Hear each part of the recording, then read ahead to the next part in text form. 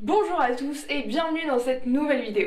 Vous le savez peut-être, mais demain, lundi 8 mars, se tient la journée internationale des droits de la femme.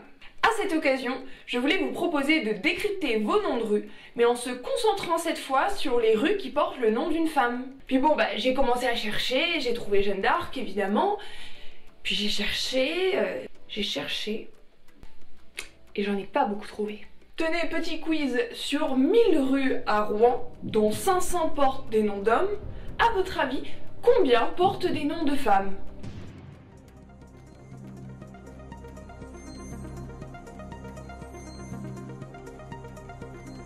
Une vingtaine! Et oui, vous avez bien entendu, c'est une vingtaine seulement. Parce que c'est bien connu que les femmes n'ont jamais rien foutu. Alors bien sûr, vous avez sûrement déjà entendu ce discours, mais il est vrai et important de le rappeler que les femmes ont quand même souvent été moins étudiées, moins valorisées, moins inscrites dans les livres d'histoire et il faut le dire parfois carrément zappées. Bien entendu, ce constat sur les noms de rue, il n'est pas du tout spécifique à Rouen. On estime par exemple qu'à Paris, il y a 5% des noms de rue qui portent un nom de femme. Alors, le conseil municipal de la ville de Rouen affirme déjà depuis plusieurs années sa volonté de rééquilibrer ce problème, mais en attendant, il n'est pas non plus question de débaptiser une rue. Non, mais tu te rends compte, pas pour une femme en plus. Donc, il faut compter sur les nouvelles rues créées à Rouen, mais je ne me suis pas découragée et je vous propose de découvrir aujourd'hui 5 personnalités féminines mises à l'honneur dans les rues rouennaises. Allez, c'est parti, suivez la guide.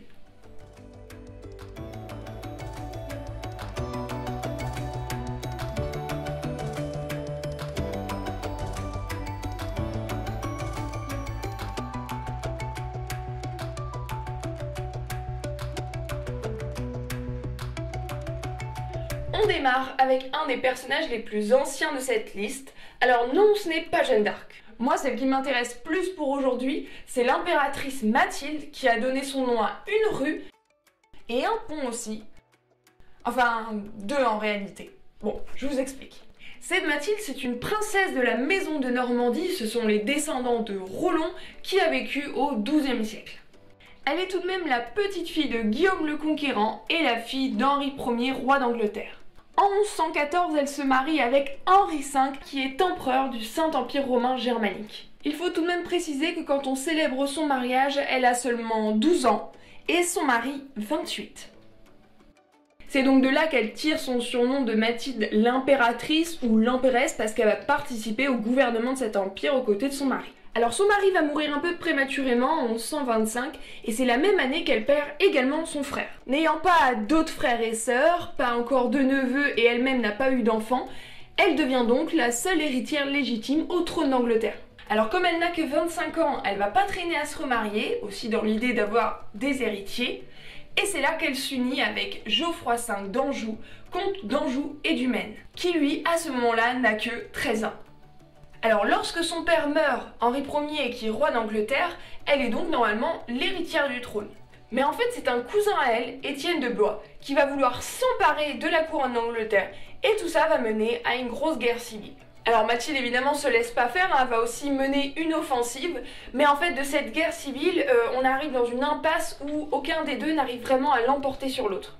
Alors comme entre deux, elle a eu un fils, Henri II, elle décide de le laisser s'occuper de cette affaire et elle préfère rentrer en Normandie. Après plusieurs années et la mort enfin de cet usurpateur Étienne de Blois, son fils, Henri II, arrivera finalement à être couronné roi d'Angleterre. Mathilde, elle, va finir sa vie en Normandie, elle a vécu à Rouen un temps, et elle participe au gouvernement en fait en tant que représentante de son fils. Alors on a donc à Rouen la rue de l'impératrice Mathilde et le pont Mathilde qui sont nommés d'après elle. Et pourquoi je disais juste avant deux ponts?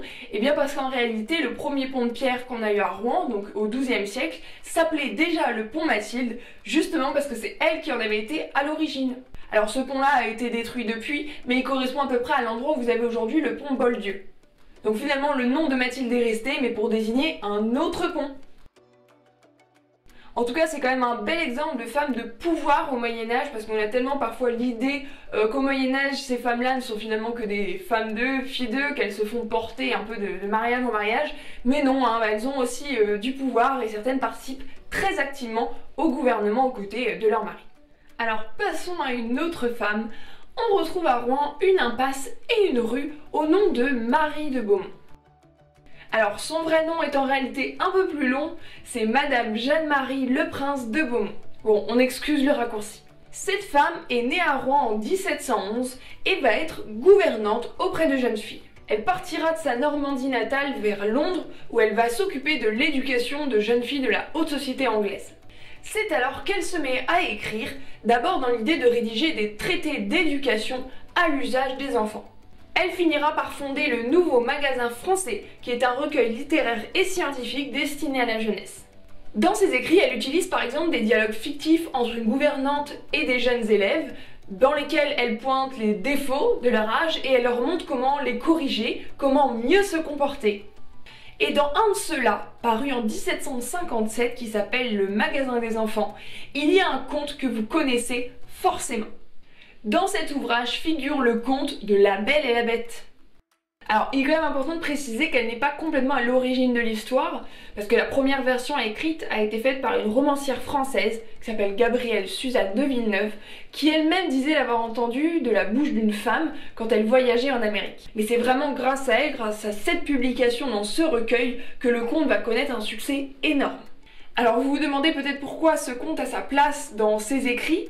Eh bien parce qu'il permettait de parler de la beauté intérieure de l'homme. Alors c'est vrai que l'histoire elle a quand même été bien remaniée par Disney notamment dans le film qui a été produit, mais malgré tout voilà, la morale elle reste à peu près la même.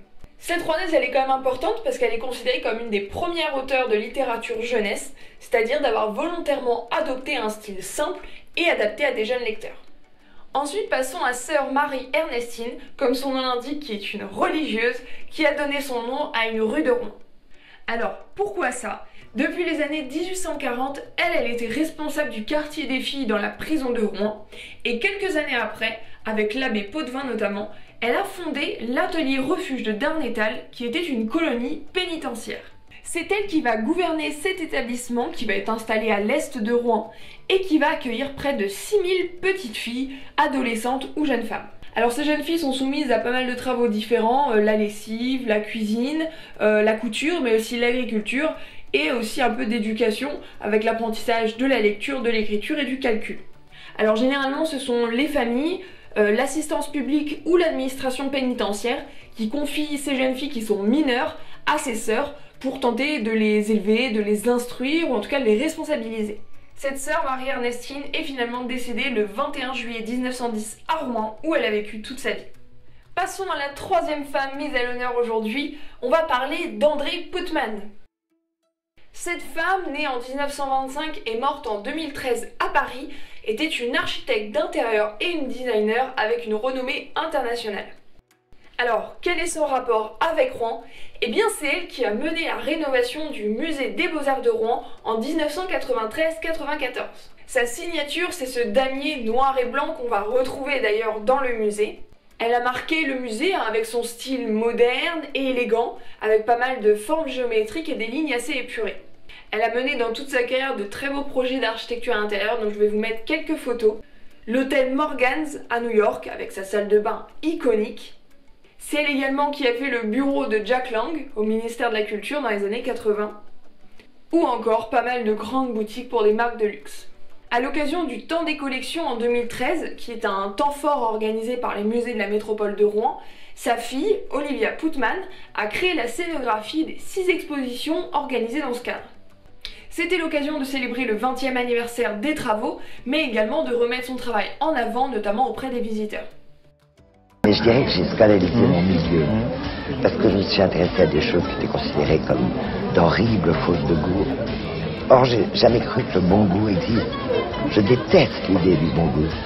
D'ailleurs, petite précision, à Rouen, c'est le mail Andrée Putman qui a été nommé d'après elle, et ça n'a aucun rapport avec les mails ou les courriers électroniques. En fait, le mail, c'est le nom qu'on va donner généralement en ville à une voie qui est plutôt large, bordée d'arbres et le plus souvent piétonne. On va s'attaquer à la dernière rue du jour, c'est la rue Marie Dubocage. De son nom complet, encore une fois à rallonge, Anne-Marie Fiquet Dubocage, c'est une écrivaine qui est née en 1710 à Rouen et qui est morte en 1802 à Paris. Elle est issue d'une famille de la haute bourgeoisie rouennaise, elle fréquente les salons littéraires et elle va se lier également aux hommes et femmes de lettres de son époque, comme par exemple Madame de Beaumont dont on a parlé tout à l'heure. En 1746, elle reçoit le premier prix de l'Académie de Rouen pour un poème qu'elle a écrit, qui est un honneur rare pour l'époque. Encouragée par ses succès, elle va aller s'attaquer à un genre encore difficile d'accès pour les femmes à son époque, le théâtre. Elle écrit une tragédie en vers qui va s'appeler Les Amazones et qui va avoir un très grand succès à la Comédie Française. Une foule se presse pour venir assister à la première et ensuite suivront 11 représentations. Alors bien entendu, elle échappe pas aux critiques, et notamment des critiques très misogynes qui dénoncent notamment cette audace qu'elle a de s'être attaquée au théâtre. Une autre critique que j'ai trouvée dans la presse disait par exemple qu'elle se contente de régner au lit et qu'elle nous laisse le théâtre. C'était la punchline misogyne du jour. Bon, heureusement, elle s'arrêtera pas là, et elle va s'attaquer à un autre genre encore assez difficile pour les femmes qui est l'épopée. Bref, vous l'aurez compris, toute sa vie, elle a vraiment accumulé les honneurs littéraires et des éloges incomparables aux autres femmes de son époque. Ses œuvres sont d'ailleurs aujourd'hui vues et étudiées à travers le prisme du féminisme. Elle a quand même pas mal brisé de conventions pour son époque, et en tout cas, elle a pas non plus hésité à prendre la plume pour défendre d'autres femmes, qu'elles soient auteurs ou peintres par exemple, et qui faisaient comme elle, qui brisaient un peu les conventions. Voilà, c'est tout pour moi pour aujourd'hui. J'espère que ça vous aura plu de découvrir ces 5 personnalités qui ont marqué la ville de Rouen, ces 5 femmes. D'ailleurs, je vous propose de noter en commentaire si vous avez des femmes qui vous ont marqué, vous, dans votre vie, et qui puissent être artistes, militantes, journalistes, politiques, bref, peu importe, qu'on se donne un peu d'amour aujourd'hui. En attendant, n'hésitez pas à vous abonner, à mettre un petit j'aime, et je vous dis à très bientôt pour une prochaine vidéo.